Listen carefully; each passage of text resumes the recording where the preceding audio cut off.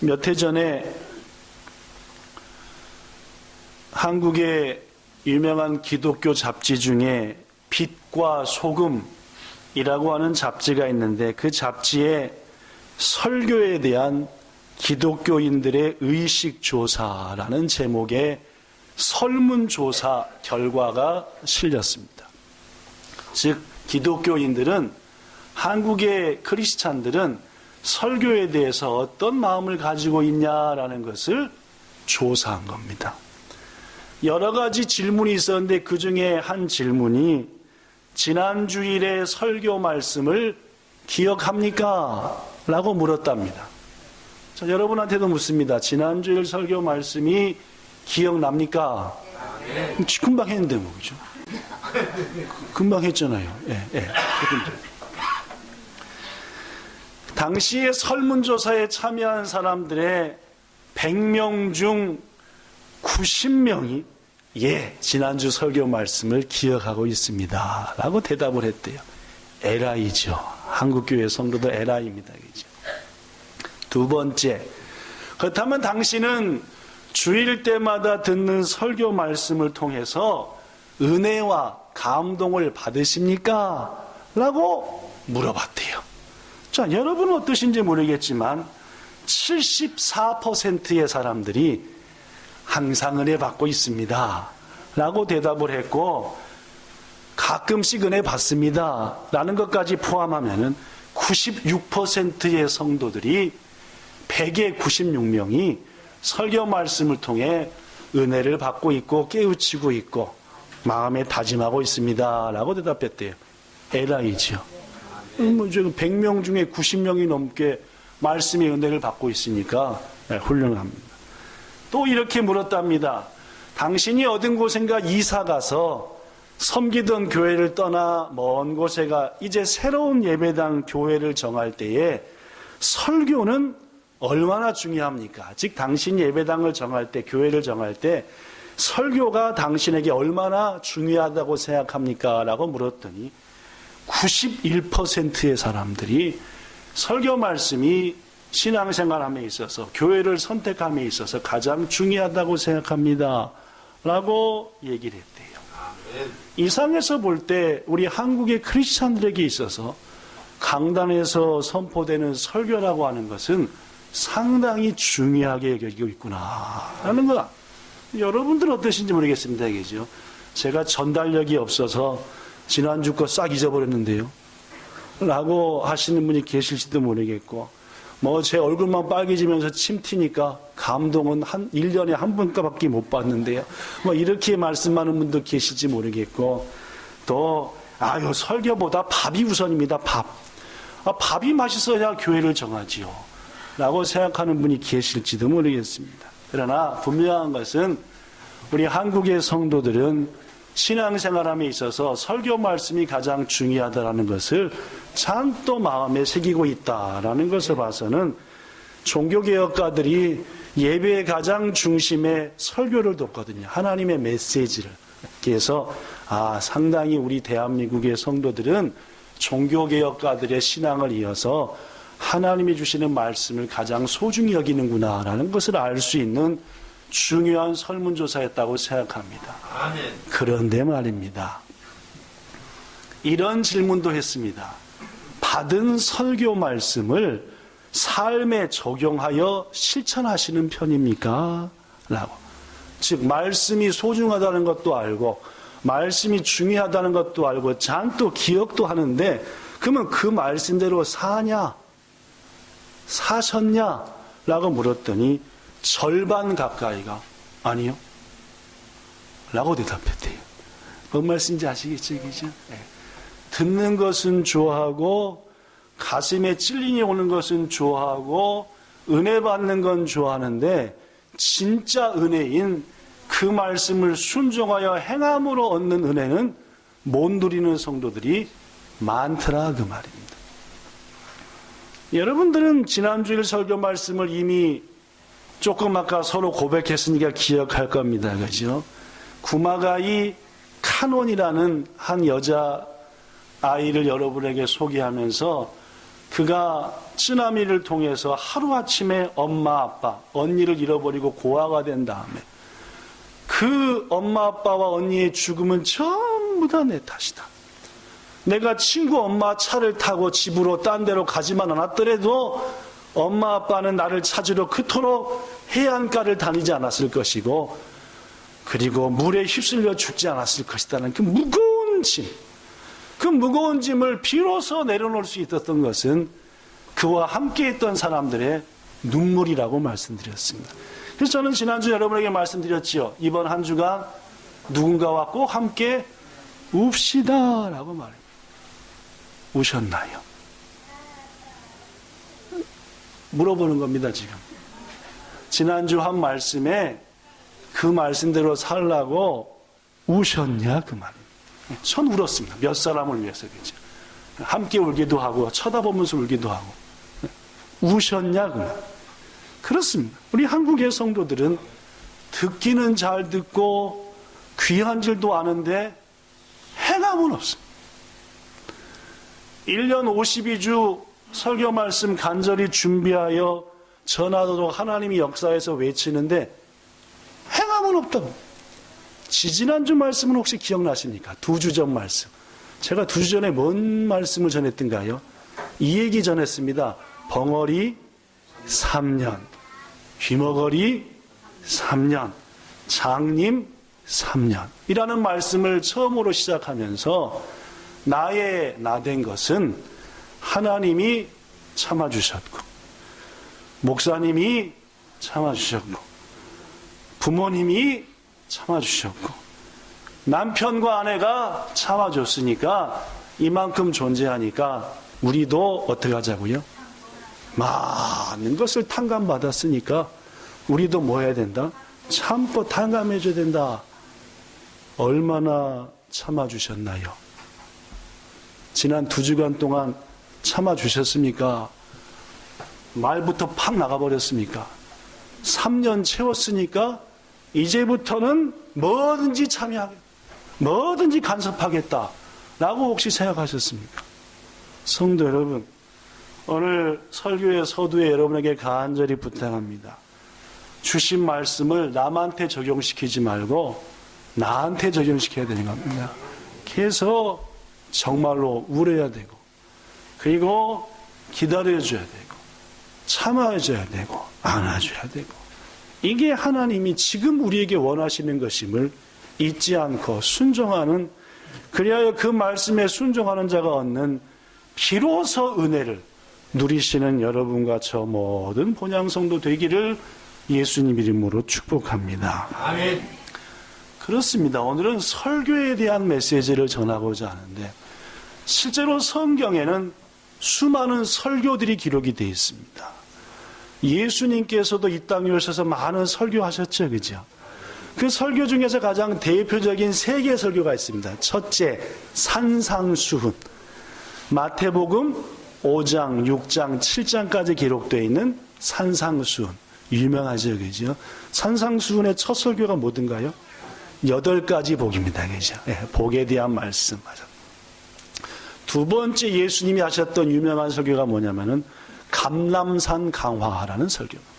즉 감람산에서 하신 세상 마지막 날에 대한 유명한 말씀. 마태복음 24장, 25장을 중심으로 기록된 설교입니다. 세상 끝날에 대한 설교죠. 그리고 또 유명한 설교가 최후의 만찬에서 하신 다락방 설교입니다. 그죠? 제자들에게 하셨죠. 그죠? 요한복음 14장, 15장, 16장, 17장, 13장부터 시작해서 긴 메시지. 다락방 강화라고 하는 유명한 설교. 이 외에도 성경에 보면은 모세가 한 설교, 예레미야가 한 설교, 사무엘이 한 설교, 바울이 한 설교, 베드로가 한 설교 등 성경에는 주옥 같은 설교들이 기록이 되어 있죠. 그 중에 3분짜리 설교도 있고. 몇 분이요? 부럽지요? 저는 40분 하잖아요. 그렇죠? 네. 3분짜리 설교도 있고 한 8시간, 10시간짜리 설교도 있고 그렇습니다. 오늘 본문 사도행전 20장에도 한 설교가 나옵니다. 누가 한 설교지요? 바울이 한 설교입니다. 짧았을까요? 길었을까요? 성경에 나타난 설교 중에 가장 긴 설교로 알려져 있습니다. 물론 설교의 내용은 기록되지 않아서 그 설교가 어떤 설교였을까 하는 것에 대해서는 알 수는 없습니다.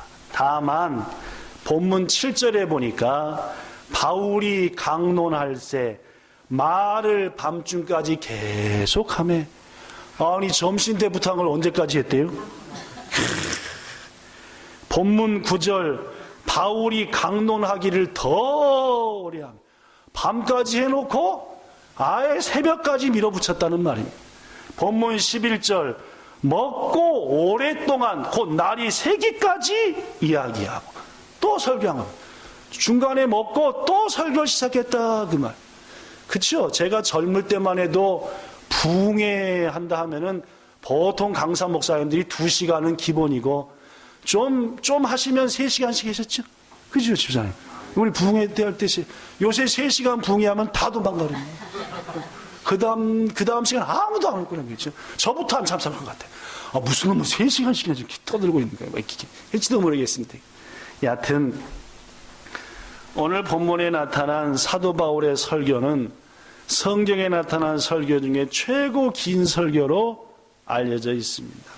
그런데 여러분, 왜 설교가 길었을까요? 이유가 있었습니다. 이제 오늘 밤이 지나면 사도 바울은 드로아라고 하는 이 지역을 떠나는 것. 그리고 곧바로 중금을 향해, 순교를 향해 나가기에 다시는 드로아에 올 계획이, 이 드로아라고 하는 성도들을 만날 일이 없었습니다. 여러분 생각해 보십시오. 제가 죽을 날을 받고 예를 들었어요. 그렇죠? 자, 하나님께서 박 목사에게 이제 세상을 떠나라 해서 앞으로 한참 후에 오늘 제가 마지막으로 본향교에서 설교하는 날입니다. 그죠? 그러면 제가 어떤 마음으로 하겠어요? 이제까지 모든 걸 다 집약해서 어찌하든지 우리 교회 성도들에게 정말 주고 싶은 간절한 메시지를 전하지 않겠습니까? 그죠? 여러분들은 어떻게 하겠습니까? 맨날 듣던 말이니까 그 말이겠지? 하는 게 아니라, 야, 박 목사님이 오늘 본향교회 강단에서 마지막 설교를 한다니까 더 기쁜 마음으로 듣자, 더 귀를 기울여 듣자, 이런 마음이겠지요, 답은.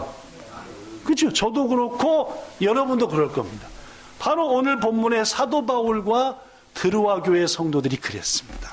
이제 오늘 밤이 지나면은 다시는 못 보는, 천국에서 바뀐, 호로 바울도 아예 마음 먹고 자기에게 있는 모든 하나님에 대한 지식과 사랑을 쏟아놓고 싶었겠죠. 거기 모인 무리도 마찬가지. 그러다 보니까 시간이 흘렀고, 그리고 은혜가 넘쳤고, 그리고 성령 충만한 자리였습니다. 단 딱 한 사람, 이 은혜의 자리, 이 충만한 자리로부터 떨어져 있는 사람이 있었다는 겁니다. 그 이름하여 성은 유가고 이름은 두고. 충렬 집사님이 기분 나쁘게 웃는데, 성이 유가가 아니라 그냥 유두고입니다. 그죠? 유두고라는 성.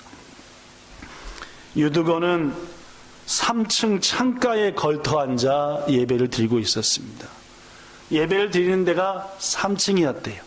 우리 교회가 예배당이 여기 1층에 있기 전에 지금부터 8년, 9년 전에는 3층이었습니다. 그죠? 3층이 예배당이었는데 그 3층이었답니다.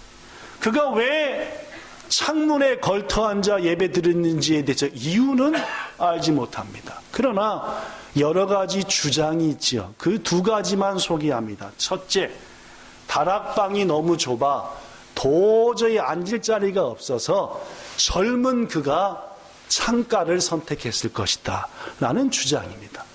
또 한 가지 주장, 너무너무 졸려가지고 도저히 예배가 안 되어져서 졸음을 깨서라도 말씀을 들으려고 창가에 갔을 것이다 라는 주장. 그 외에도 여러 가지 주장이 있지만 어떻든 간에 이 사람은, 즉 유두고는 예배당의 복스러운 자리, 금 같은 자리보다는 그렇지 못한 자리를 선택했고 거기에 있었고, 그만 깊이 졸아 창밖으로 떨어지고 말았다라는 말이에요. 여러분, 제가 가끔 얘기하지만 은혜가 있는 곳에 뭐도 역사한다고요? 물론입니다. 예수님께서 말씀한 씨 뿌리는 비유만 봐도 씨를 뿌린다는 건 뭘 뿌린다는 거지요? 말씀을 전한다는 겁니다. 예수님이 분명히 설명했습니다. 천국의 말씀이다. 여기서 씨는. 그런데 이 씨 뿌리는 자리에 아멘, 그대로 살렵니다 하고 받는 사람이 있지만은 딱딱하고 번민도 있고 여러 가지가 있어서 말씀을 못 받아들이는 사람이 있죠. 그죠? 지금 여기도 한두 명 있구만요. 그죠? 말씀을 못 받아들입니다. 지금 상상의 나라를 펼치고 있든지 딴 걸 시고 승종. 그러면 그 말씀이 내 밭으로 못 들어갔으니까 지금 여기에 있는 겁니다. 내 앞에. 그럼 누가 확 물어가 본다고요? 네, 새가. 예수님이 설명했죠. 새는 누구라고요? 사단이라 했습니다. 물론입니다. 하나님의 은혜의 말씀이 있는 곳에 반드시 우리가 미처 받지 못한 말씀을 뺏어가 버리려고 사단도 틈을 노리고 있다는 말이지요. 분명합니다. 그렇죠? 여기 있는 유두고도 마찬가지였습니다. 남들은 은혜 받는 자리에서 말씀을 받아들이고 있는데 나 홀로 은혜로부터 떨어져 있었다는 거죠. 결국 그는 은혜로만 떨어진 게 아니라 안타깝게도 창에서도 떨어지고 말았고 죽고 말았죠. 죽어버렸습니다. 떨어져갖고 3층에서 떨어지면은 잘못 떨어지면 죽지요. 그죠? 사랑하는 여러분, 이유가 어떻든 간에 그는 떨어져 죽었고 하나님의 은혜로 다시 사는 은혜를 체험했지만 당시에 함께했던 드로아 교회는 큰 충격이었을 것이다. 오늘 이 말씀을 가지고 여러분에게 두 가지 교훈을 얻고자 합니다. 첫째, 읽어볼까요? 시작. 유두고는 위험한 창가에 걸터 앉았다가 떨어져 죽고 말았습니다. 자리를 잘 앉아야 된다는 말입니다. 자리를 잘 앉아야 돼요, 여러분. 유두고의 직업이 무엇인지에 대해서는 신학자들이 정확히 추측해냈습니다. 당시 유두고라는 이름은 거의 다 종이나 하인들이 쓰는 이름이었습니다. 고로 유두고는 노예였을 가능성이 카나리 높다라고. 노예였어. 그러므로 유두고가 좋은 것에 대해서 성경학자들은 이해하는 입장입니다. 왜냐? 당시의 종들은 쉬는 날 없이 아침부터 저녁까지 내내 일했기 때문입니다. 로마 지역의 영향력을 받고 있었던 지역, 즉 로마를 포함해 이스라엘도 마찬가지고, 야또 주일날 쉴 수 있게 된 것은 AD 313년에 콘스탄틴이라고 하는 황제가 기독교를 로마에서 개방하면서 이제 기독교인들은 예배를 드려야 될 텐데 많은 종들도 기독교인이니 이제 종들에게 예배를 드릴 수 있도록 주일날 일을 시키지 말라라는 법도 선포했었습니다. 누가요? 콘스탄틴이라는 황제가 313년에. 그러니까 그 전에는 종들은 뭘 했어요? 매일같이. 유두고도 그 이름으로 추측해보건대 종이니까 하루 종일 일하다가, 그날이 어느 날이었음에도 주의 날이었음에도 불구하고 일하다가 저녁 때 교회에 온 겁니다. 늦게 왔으니까 좋은 자리가 있겠어요, 없겠어요? 없었을 겁니다. 늦게 왔으니까 말입니다. 그래서 할 수 없이 그는 창가에 걸터 앉을 수밖에 없었겠죠. 물론입니다. 유두고 나름대로 뭐가 있었던 겁니까? 사정이 있었던 거죠. 뭔 거리가 있는 겁니까? 핑계거리가 있었던 거죠. 그죠? 나름대로 말입니다. 나는 일찍 올 수 없었다. 나는 종이니까 졸 수밖에 없다. 핑계거리가 있죠. 그러나 여러분, 핑계거리를 대기 시작하는 사람 치고 은혜 받고 귀 쓰임 받는 사람 없습니다. 교회 내에서 어떤 모임 내에서 누가 문제를 일으키는 게 압니까? 스스로 핑계거리가 있다고 생각하는 사람. 내가 지금 얼마나 바쁜지 알아? 그래도 식사 봉사하잖아. 내가 볼 때 니는 안 바쁜 것 같은데? 이렇게 얘기한다는 말입니다. 뭔 말씀인지 아시겠습니까? 내가 지금 얼마나 힘든지 알아? 이런 말하기 시작하면서 핑계대기 시작하면은 결국 뭐 합니까? 내가 좀 힘드니까 네가 좀 알아줬으면 좋겠는데 네가 날 안 알아주니까 니는 사랑이 없는 거고, 고로 내가 너한테 막대해도 넌 상관없는 거야. 이런 말도 안 되는 논법을 진행시키죠. 여러분, 핑계거리 있다고 핑계거리를 가지고 이해해달라고 하는 것은 옳지 않습니다. 여러분과 저 중에 핑계 없는 사람이 어디 있습니까? 꼭 예배를 똑바로 못 드리는 사람이 핑계를 대죠. 지난주 많이 아팠어. 예배 드릴 때 최상을 다하지 않는 사람일수록 핑계를 댑니다. 어제 4시까지 일했어. 핑계죠. 주의 날은 정해진 거 아닙니까? 예배 시간은 항상 12시로 정해졌죠. 근데 왜 내가 스스로 핑계거리를 만듭니까? 그죠? 핑계 있는 사람들 치고 이유를 대고, 이유를 대는 사람 치고 자기 연민에 빠지죠. 이놈의 교회는 아무도 날 안 알아줘. 이게 핑계 있는 사람들의 특징입니다. 여러분, 핑계 없는 무덤이 없다는 말처럼 다 이유가 있는 거니까 이유되지 마십시오. 어쨌든 간에 이 유두고는 이유를 댈 수 있었을지도 모르겠습니다. 그러나 그건 이유일 뿐입니다. 하루 종일 일했다 해서 내가 주의 전에 와서 졸더라도 앉아있으면 되는 거 아닙니까? 주님은 그거 용납하지 않습니다. 여러분과 저가 최상으로 예배하기를 원하시죠. 그러지 않을 것 같습니까? 그렇지요. 그렇죠. 아무리 피곤해도 한 시간만 최상으로 집중하여 예배하기를 원하시는 게 주님이시죠. 저는 여러분한테 부탁하기를 핑계하지 않기 바랍니다. 핑계할수록 거듭말하지만 자기 연민이고 자기 못 이해해준다고 하고 결국은 내 하다 보면은 내가 설 자리는 없고 창가에 걸터앉은 위험한 신앙밖에 못하는 거예요.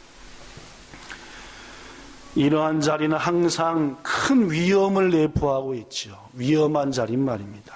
그래서 저는 오늘 말씀을 묵상하면서 우리 교회에서는 창가는 없으니까, 떨어져 죽을 일은 없으니까 어디가 위험한가 곰곰이 생각했더니 꼭 예배 자리에 앉을 때 다른 사람한테 못 나가는 안쪽에 앉는 분이 있고 언제든지 수 틀리면 나가고지는 이 통로 쪽에 앉는 분이 있습니다. 저도 비행기를 탈 때 오늘은 피곤하니까 그냥 밥만 먹고 자자 하면 어디 쪽에 앉아요? 창가. 이게 자꾸 좀이 주셔서 있나야 되겠다면 통로 쪽으로 주세요 라고 비행기 탈 때 뭐 하도 비행기 많이 타봤어요. 여러분도 그러지 않습니까? 그죠? 그렇죠? 딱 보니까 우리 교회에서 어디가 위험한 자리냐, 통로 쪽에 항상 꼭 중간에 한번 있날라고 통로 쪽. 이 안쪽에 있는 사람들은 마음을 정합니다. 뭘로? 끝날 때까지 누구만 보리라? 주님만 바라보고 예배하리라. 이 통로는 야빨이 더구나 앞에 자리보다 뒤쪽이 더 위험한 자리입니다. 이 앞에 앉은 사람들은 어떡합니까? 예배 끝날 때까지 집중해서 말씀만 보리라 하고 앞에 앉는 건데 뒤에 앉은 사람은 어떻게 해요? 약간 귀만 있으면 졸리라, 뭐 틈만 있으면 옆에랑 얘기하리라, 이런 마음이 어딘가 모르요. 더구나 우리 교회 성도들 중에 일부는 뒤만 좋아하잖아요. 물론 핑계가 있습니다. 찬양대원들이 차지해서 앉을 거니까 우린 찬양대원들을 위해서 양보해서 뒤에 앉아요. 여보시오. 그건 핑계입니다. 핑계. 정말로 예배를 사모함으로 집중해 드리기 원하고 위험한 자리에 앉지 않고 은혜의 자리에 앉을 것 같으면은 찬양대원들 여기서 예배 드려. 어차피 잘 보이구만. 우리 여기 앉으니까. 이게 옳지 않냐 그 말입니다. 귀중한 성도 여러분, 예배라고 하는 것은 하나님이 무척이나 귀중히 여기시는 것이고 그 예배를 통해서 우리에게 한 주간 살아갈 은혜와 능력을 주는 겁니다. 그러나 우리들이 위험한 자리, 양다리 자리 안 된다는 말입니다. 부디 양쪽 다리, 양다리 걸치지 않기를 예수님 이름으로 부탁합니다. 여러분, 우리도 인생을 살 대로 살아봐서 알지만은 양다리의 결과는 뭡니까? 물론이죠. 찢어지든지 비참하든지. 여기선 찢어진다, 여기선 비참하다. 도전입니다. 우리는 양다리 걸치면 욕서도 먹고 하겠지만은 인생을 삶같이 산 사람은 압니다. 양다리의 결과는 찢어집니다. 모든 건 오로지 주님 앞에 와서 하나님만 바라보는 예배, 그게 양다리를 버리는 우리의 모습이고 그것이 주님이 기뻐하는 예배겠죠. 더구나 말입니다. 인간들은 지금 어느 곳에 서 있는가가 중요합니다. 왜냐하면은 말은 키워서 제주도로 보내고 사람은 키워서 서울로 보내라. 왜냐하면은 더 많은 사람이 있는 곳에 많은 것을 배우기 때문입니다. 준마가 있는 곳에 말이 가야지 더 멋있는 말이 되기 때문에 그러는 거지요. 사람이든 말이든 영향을 받습니다. 주위로부터 말입니다. 그러 우리들이 지금 어느 곳에 서 있냐에 따라서 우리의 모습이 달라진다는 말입니다. 성도 여러분, 우리가 자주 찾는 곳, 우리의 삶에 밀접한 관계가 있습니다. 내가 지금 자주 가는 곳, 서는 곳, 나도 모르게 그 길로 인도함 받아 가버린다는 말입니다. 저는 우리 본향교회 성도들이 요즘 십자가 밑에 기도하는 자리에, 말씀을 배우는 자리에, 회개의 자리에 자주 서기를 바랍니다. 그래야 우리가 은혜 가운데 살고 삶이 풍성해집니다. 반대로 남을 판단하는 자리, 미워하는 자리, 동역자들을 험담하는 자리, 삼류소설을 쓰는 자리에는 안 쓰셔야 됩니다. 뭐가 삼류소설인지 압니까?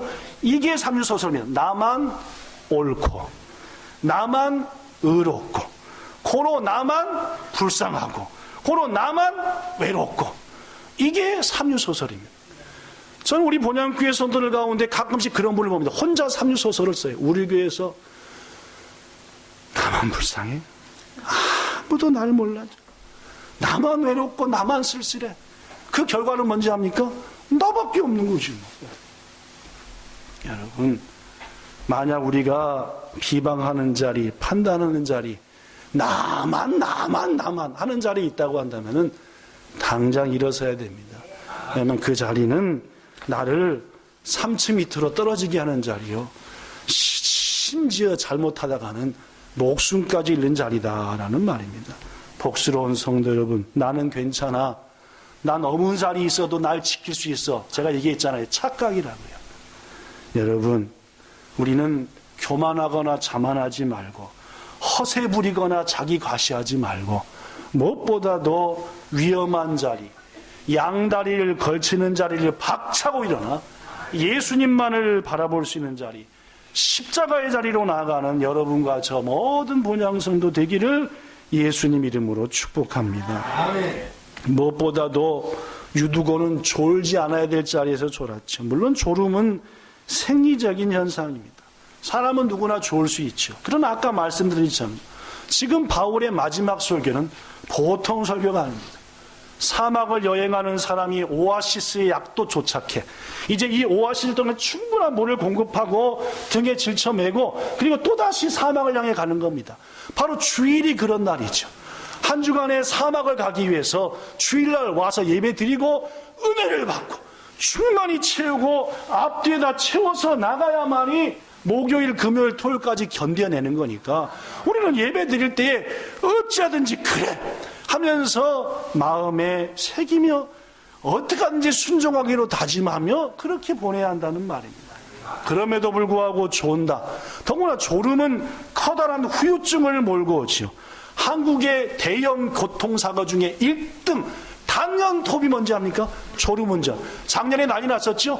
막 고속버스가 와가지고 앞에 있는 차를 빡 부셔갖고 20몇 명이 딱 죽어버리고. 작년에 한국에서 몇 번 나왔습니다. 전부 다 뭔지 아시죠? 전부 다 뭡니까? 졸았습니다. 운전자들이. 여러분도 운전하시겠지만은 운전자가 졸 때 1분을 내리 졸아버립니까? 아니요. 2, 3초 졸죠. 2, 3초. 2, 3초 순간에 뭐합니까? 다 죽는 거죠. 나도 죽고 남도 죽고. 대형 사고의 가장 큰 원인, 음주운전도 아니고 난폭운전도 아니고 졸음운전이래요. 물론입니다. 우리가 하나님의 교회에서 예배드릴 때 존다든지 우리의 인생에서 자꾸 졸고 있으면은 우리 앞에 나타나는 것은 뭐밖에 안 나타나요? 대형 사고. 이번 한 주간 동안 대형 사고 한번 만나고 싶은 분은 예배 시간에 계속 졸면 됩니다. 졸다. 그러나 나는 대형 사고는 절대 아니다 하면은 깨어 있으시면 되죠, 그죠? 이게 오늘 유두고가 주는 또 다른 교훈이다라는 말입니다. 말씀이 더 있지만은 마치겠습니다. 결론의 말씀으로 가죠. 유두고가 죽어버렸는데 만약 다시 하나님 은혜로 살지 못했다면 그는 복음에 막대한 영향을 끼친, 악영향을 끼친 사람이 되고 말았을 겁니다. 이 사건을 통해 알 수 있는 것은 한 사람의 졸음은 모든 공동체에게 엄청난 결과를 가져올 수도 있다는 말입니다. 고로 내가 잠깐 졸아서 나만 문제가 아니라 우리 공동체의 문제가 될 수 있음을 기억하고 교회에서도 깨어있고 직장에서도 깨어서 기도하시고 여러분의 가정에서도 깨어서 새벽불을 밝힐 수 있는 그러한 믿음의 성도들 되기를 축복합니다. 졸지 않기 위해서 첫 번째, 하나님 오늘 꼭 주일 예배 시간 졸지 않게 해주세요 하고 기도하시길 부탁합니다. 더구나 눈 뜨고 있다 해서 안 조는 게 아닙니다. 이게 눈은 뜨고 목사님은 쳐다보는데 영혼이 졸고 있어가지고 아무것도, 이것이 더 큰 문제입니다. 사기 졸음이죠. 안 조는 건데 실은 졸면서 안 조는 것 같은, 이게는 고로 졸음을 이기는 일반적인 방법 세 가지 소개합니다. 첫째, 죽을 각오로 숨을 안 쉰다. 이러면 조금이 일어나대요. 그러니까 여러분 앞으로 예배 드릴 때 운전할 때 자꾸 졸이 나면은 이래도 죽자 하고 숨을 뭐 합니까? 안 쉬어버립니다. 그러면 뭐 한대요? 잠이 꽉 깬대요. 네. 그러니까 혹시 지금 졸리는 분들 1분만 숨을 안 쉬어보십시오. 1분만 숨을 안 쉬면은 죽을 것 같으니까 안 졸립니다. 그죠? 네. 자, 두 번째, 혀끝을 이빨로 깨물어 버리래요. 이게 살살 깨물어 버리면은 이게 졸음이 확. 여러분 인생을 살 때 졸거들랑 깨물어가지고. 마지막 세 번째, 손등이 최고 아프답니다. 이 손등을 사자같이 꽂아버리면은 잠이 있다. 영적으로나 육적으로 졸면 안 됩니다. 특히 예배 시간에 조는 것은 위험합니다. 그래서 졸면유두고라고 아예 표를 졸면유두고, 시작, 졸면유두고 되는 겁니다. 그렇죠? 그러니까 유두고의 결말은 뭔지 아시죠? 떨어져 일단은 죽지 않았습니다. 그렇죠? 죽었다 다시 살아나고 싶은 분 있으면 졸아버리십시오. 죽는 게 싫으신 분은 졸면유두고. 지금은 자다가도 깰 때입니다. 예수께서 말합니다. 어찌하여 자느냐?